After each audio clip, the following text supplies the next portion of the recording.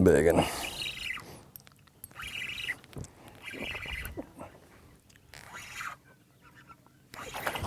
Mm-hmm.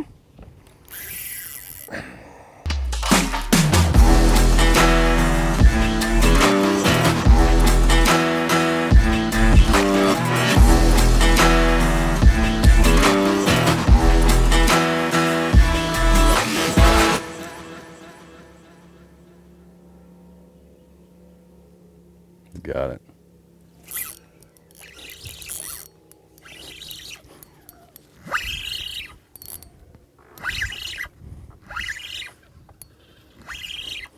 I don't know what he is. Well,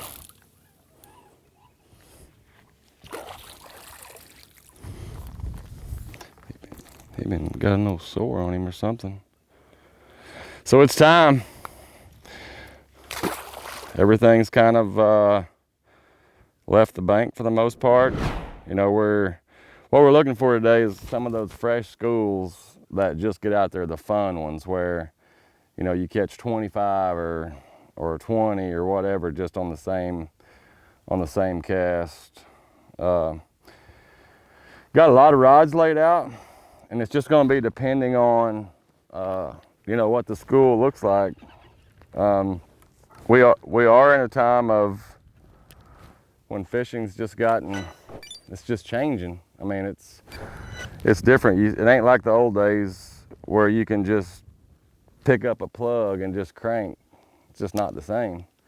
Even though they've just gotten out here, they're just pressure. I mean, we're out on the middle of the week and I've seen, gosh, 15 boats, and you know, guys are smarter nowadays than they used to be. They just are. And you know, back in the day, it would be a plug for me, and that's pretty much it whenever they first get out. But I just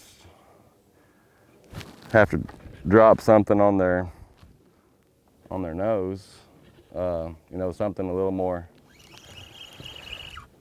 finessey.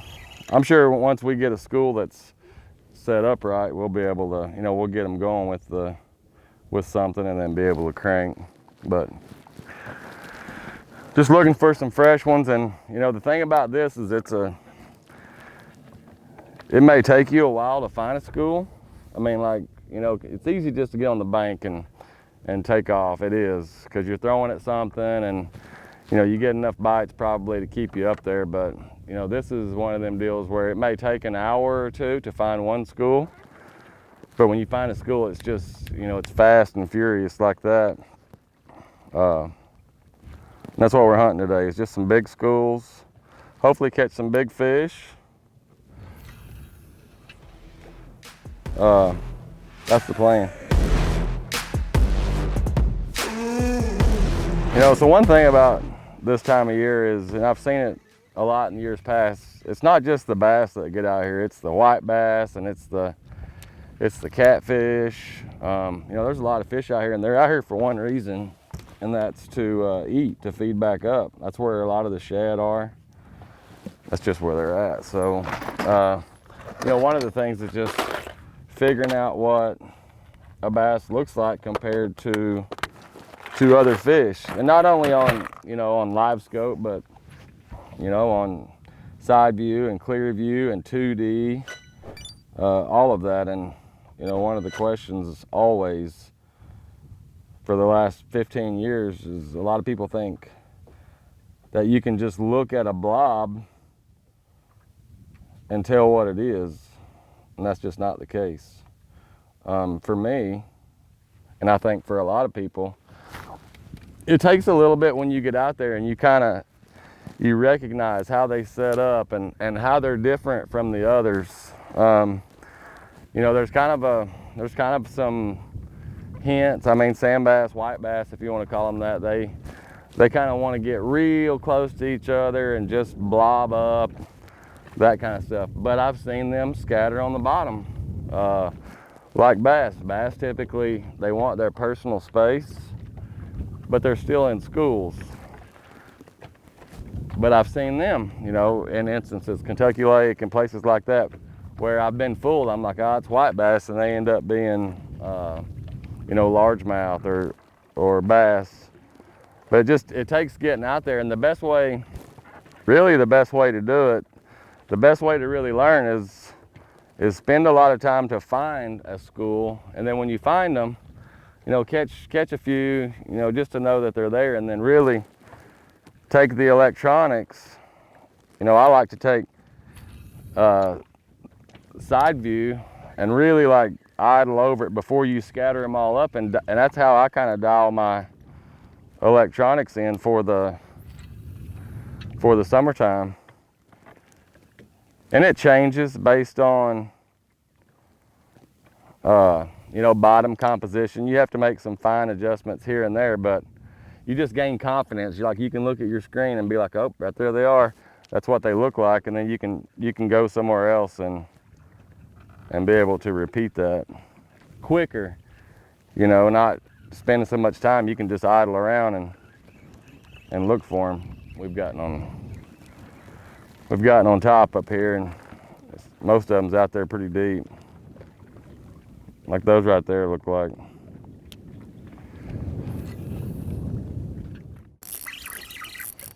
Big one.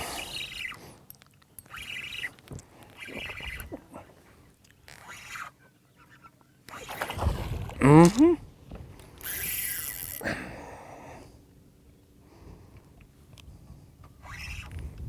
We haven't survived the big jump yet.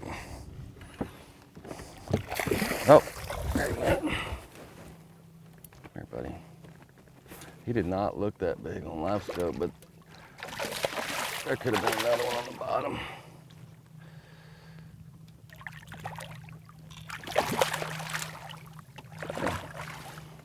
That is a big fat one for this lake.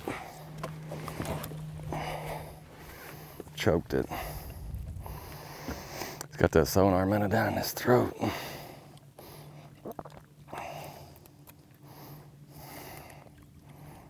Look how pink he is.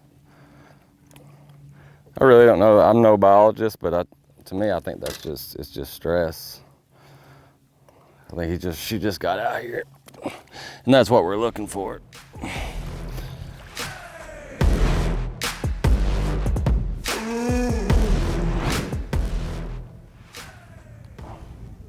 This is just a Trocar 2-aught. I like it because it has a long shank. The way that I'm rigging this this minnow in there, you know, I pull my line back through so it stands the bait up. Let me tie this weight on there. I just can't do anything good. I can't hold on to anything.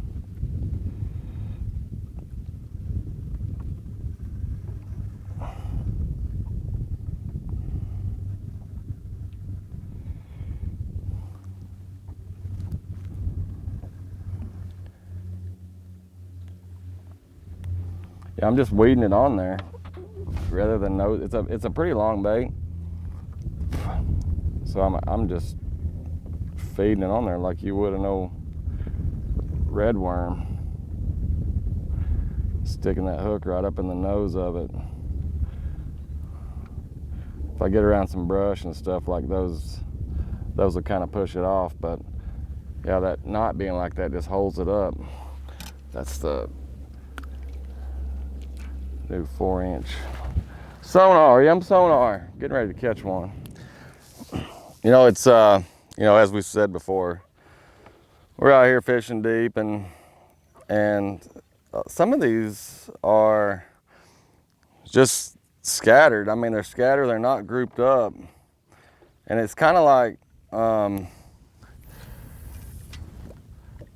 what about you? Almost like gosh, coyote. You ever seen coyotes hunt? Like sometimes whenever they're really hunting, like they group up and get tight and almost resting, or you know, not so much hunting, just traveling, they're not as tight, and that's what it is. I mean, there's a school of fish here, but they're just scattered over like a football field, and it'll probably take some sun you know, or them to trigger something in the current or them just decide that it's time to hunt, for them to kind of get grouped up. But, you know, fishing these schools, I mean, I've caught schools of, I've caught them out of schools on a lot of things, from a square bill, you know, depending on the lake or the situation. If they're, you know, 5 or 6 foot deep, you know, 15 foot deep, you catch them on all kinds of things.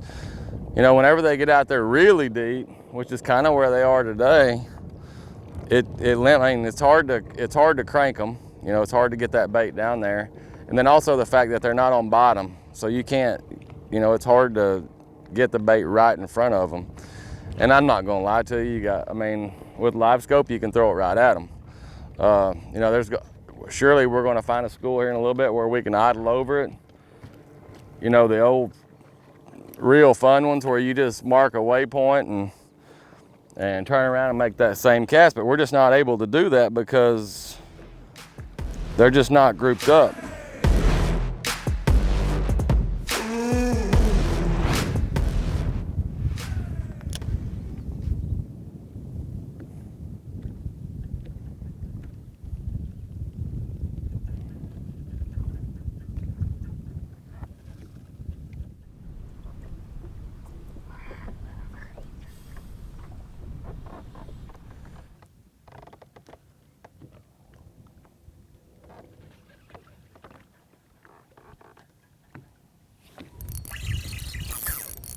Biggin.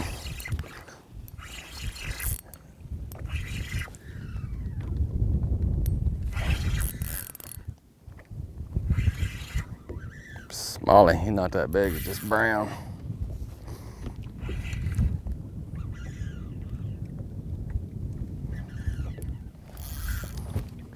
He's not little.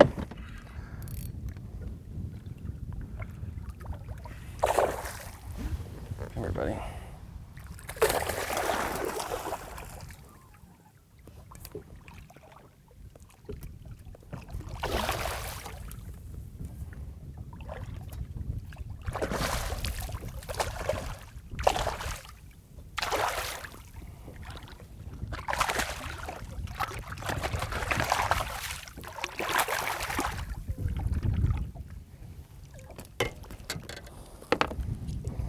It's not a bad one. I want to catch them other ways. Like, I want to catch them other ways. I want to catch them other ways, but they're just the way that they're set up. They're just not grouped up like there's, you know, there's 2 or 3 here and 2 or 3 there. Just not able to, you know, and as deep as, like I said, as deep as it is, and that's how it is. Every day is different. Some days they're shallower, some days they're deeper. But I mean, you can see all of the rods I have laid out up here. Anything from a, you know, a crankbait, swim bait, 2 types of swim baits. I mean, just all different kinds of stuff. But it's just the day. Like, I can't catch them on that. Just the way that they're set up. There's a load. I mean, like in this basketball court, there's a bunch of them here, but it's just one here, one there. And the thing is, like, all right, well, throw a worm. I can't throw a worm because they're kind of suspended like this high off the bottom. So I feel like I'd be fishing underneath them.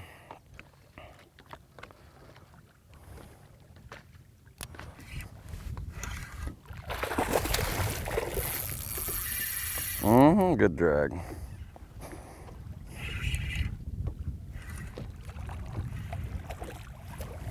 Come here, buddy.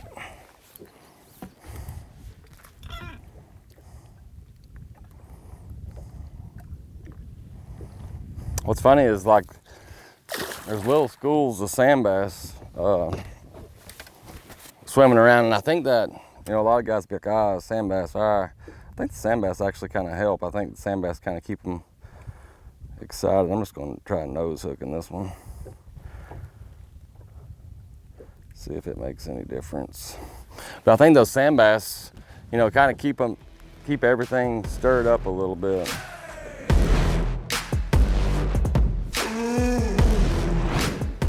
Finally, one on the crankbait. big too.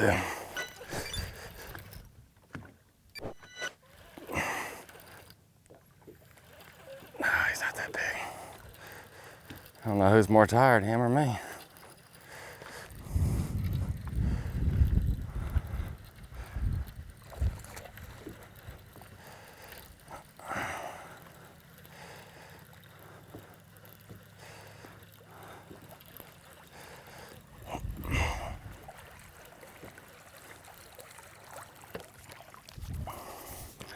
That's more fun than a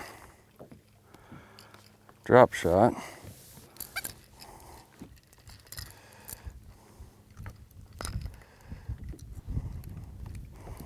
The water's pretty clear. It doesn't look like it since it's cloudy, but it's pretty clear as well. I got that old clear shad on.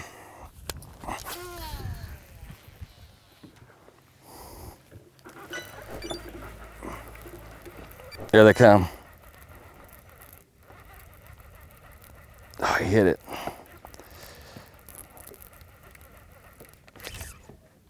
This can't get deep enough, I don't think. All of that for that. Look at the school underneath them.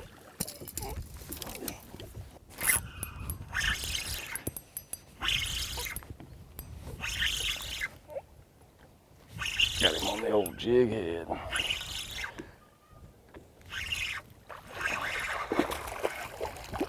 Nice, skinny.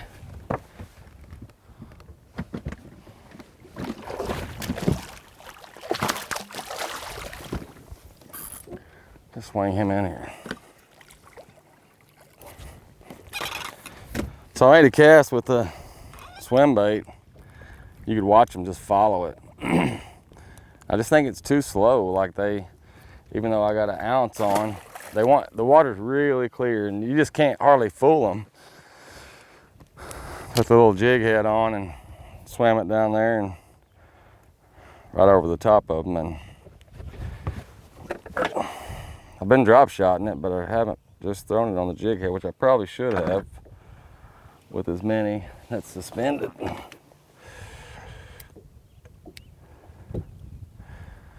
But the point of the story is, like, sometimes you'll throw a bait in there, and even if you don't see them, you know, you pull up to a school, and if you're not looking at them,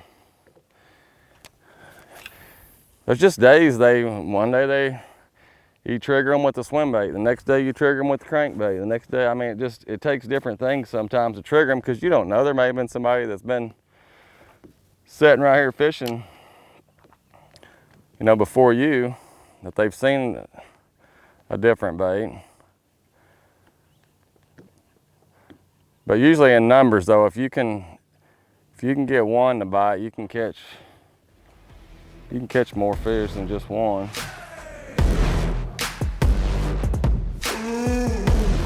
You know, fishing these offshore schools, there's a lot of different choices. I mean, the sky is the limit, but even though I got 5 or 6 out here, I try to keep it pretty simple. You know, a swim bait, a 5-inch swim bait, a big crankbait, hair jig. This is kind of the cleanup, you know, just some kind of jig head worm. You know, this right here is just a yum dinger, but a straight tail worm, kind of almost like a big shaky head. You know, and then the drop shot, we caught a lot on the drop shot today. And then the ever so popular jig head minnow, you know, just with the 4-inch sonar minnow. I got a heavier head on there in the summer just because I feel like it needs to be quicker. But really, I mean, anywhere in the country you can go offshore schools, fishing offshore schools, and catch them on these. They may change, like the crankbait may go from a 20-foot diver to a 10. You know, your swim bait may be a 3/4 ounce, but you know, these are the baits I've caught them on for a lot of years fishing offshore. So, you know, it takes, even though, you know, you watch the video and you're like, fish catch, fish catch, fish catch, it's that easy. It can be easy whenever you find those schools. There can be a lot of time in between, you know, looking for them. You just got to put in the time. And typically, if you find a place, the next year they'll set up, if not on the same place, but kind of close to it. So even though you're spending a lot of time out there, you know, you can use it for years and years if you fish on the same body of water. So hope you guys learned something, and I appreciate you riding along.